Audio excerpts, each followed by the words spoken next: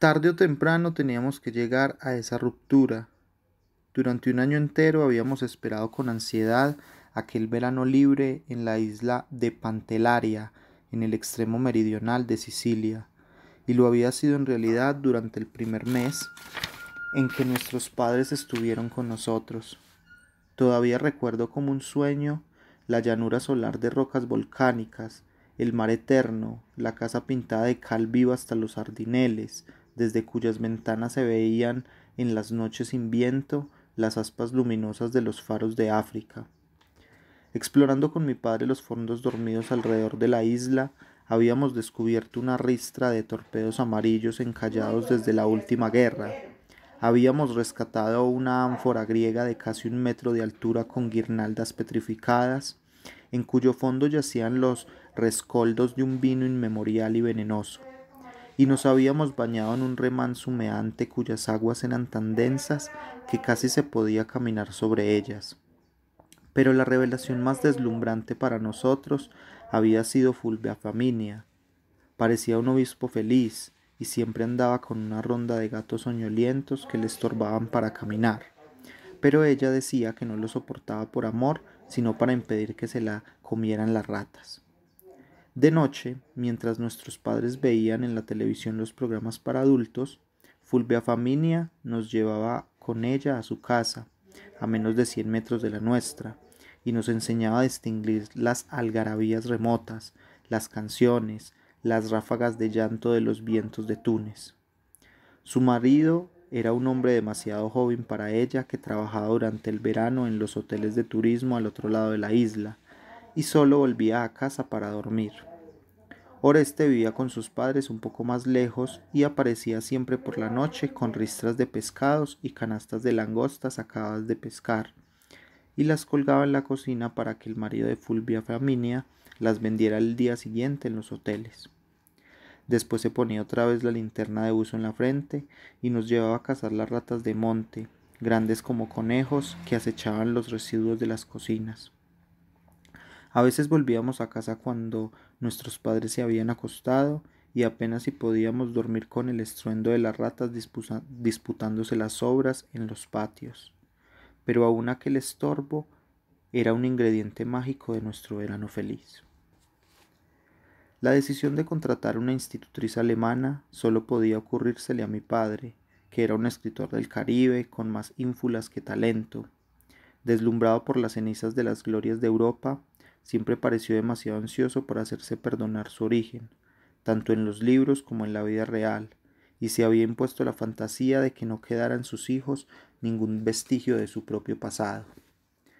Mi madre siguió siendo siempre tan humilde como lo había sido de maestra errante en la Alta Guajira, y nunca se imaginó que su marido pudiera concebir una idea que no fuera providencial, de modo que ninguno de los dos debió preguntarse con el corazón cómo iba a ser nuestra vida con una sargenta de Dortmund, empeñada en inculcarnos a la fuerza los hábitos más rancios de la sociedad europea, mientras ellos participaban con 40 escritores de moda en un crucero cultural de 5 semanas por las islas del Mar Egeo. La señora Forbes llegó el último sábado de julio en el barquito regular de Palermo, y desde que la vimos por primera vez nos dimos cuenta de que la fiesta había terminado. Llegó con unas botas de miliciano y un vestido de solapas cruzadas en aquel calor meridional, y con el pelo cortado como el de un hombre bajo el sombrero de fieltro. Olía a orines de mico, así huelen todos los europeos, sobre todo en verano, nos dijo mi padre. Es el olor de la civilización. Pero a despecho de su atuendo marcial, era la señora Forbes una criatura escuálida que tal vez nos habría suscitado una cierta compasión si hubiéramos sido mayores o si ella hubiera tenido algún vestigio de ternura. El mundo se volvió distinto. Las 6 horas de mar, que desde el principio del verano habían sido un continuo ejercicio de imaginación, se convirtieron en una sola hora, igual muchas veces repetida. Cuando estábamos con nuestros padres disponíamos de todo el tiempo para nadar con Oreste, asombrados del arte y la audacia con que se enfrentaba a los pulpos en su propio ámbito turbio de tinta y de sangre, sin más armas que sus cuchillos de pelea. Después siguió llegando a las 11 en el botecito de motor fuera de borda, como lo hacía siempre, pero la señora Forbes no le permitía quedarse con nosotros ni un minuto más del indispensable para la clase de natación submarina.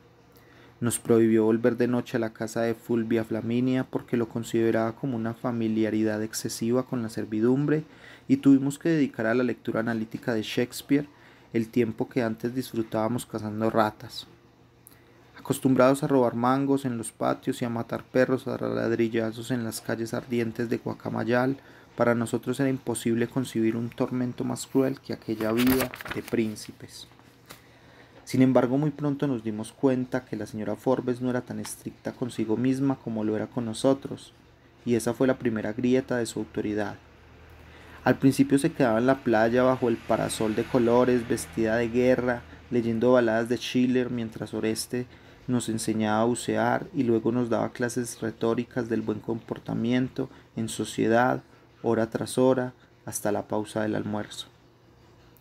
Un día le pidió a Oreste que la llevara en el botecito de motor a las tiendas de turistas en los hoteles, y regresó con un vestido de baño enterizo, negro y tornasolado como un pellejo de foca, pero nunca se metió en el agua. Se asoleaba en la playa mientras nosotros nadábamos y se secaba el sudor con la toalla sin pasar por la regadera, de modo que a los 3 días parecía una langosta en carne viva y el color de su civilización se había vuelto irrespirable. Sus noches eran de desahogo.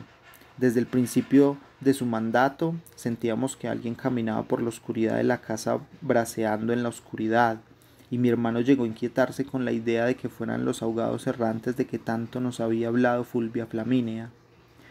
Muy pronto descubrimos que era la señora Forbes, que se pasaba la noche viviendo la vida real de mujer solitaria que ella misma se hubiera reprobado durante el día. Una madrugada la sorprendimos en la cocina con el camisón de dormir de colegiala, preparando sus postres espléndidos con todo el cuerpo embardunado de harina hasta la cara, y tomándose un vaso de oporto con un desorden mental que habría causado el escándalo de la otra señora Forbes. Ya para entonces sabíamos que después de acostarnos no se iba a su dormitorio, sino que bajaba a nadar a escondidas o se quedaba hasta muy tarde en la sala viendo sin sonido en la televisión las películas prohibidas para menores, mientras comía tartas enteras y se bebía hasta una botella de vino especial que mi padre guardaba con tanto celo para las ocasiones memorables. Contra sus propias prédicas de austeridad y compostura, se atragantaba sin sosiego con una especie de pasión desmandada. Después la oíamos hablando sola en su cuarto, la oíamos recitando en su alemán melodioso fragmentos completos de Die Brand von Orleans.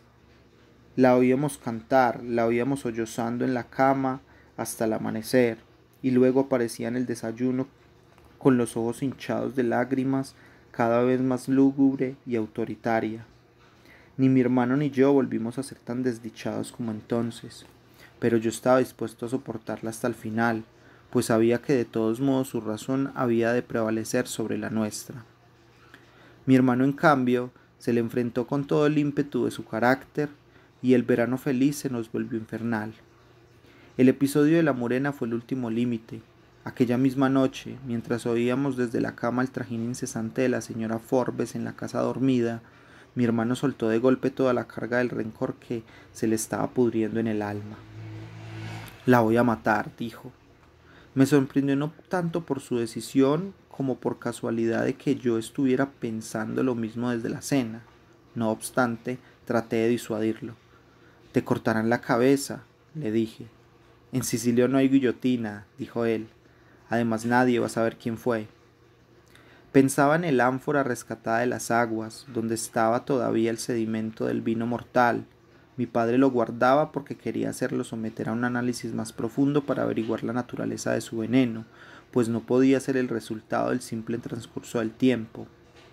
Usarlo contra la señora Forbes era algo tan fácil que nadie iba a pensar que no fuera accidente o suicidio, de modo que al amanecer, cuando la sentimos caer extenuada por la fragorosa vigilia, echamos el vino del ánfora en la botella del vino especial de mi padre. Según habíamos oído decir, aquella dosis era bastante para matar un caballo.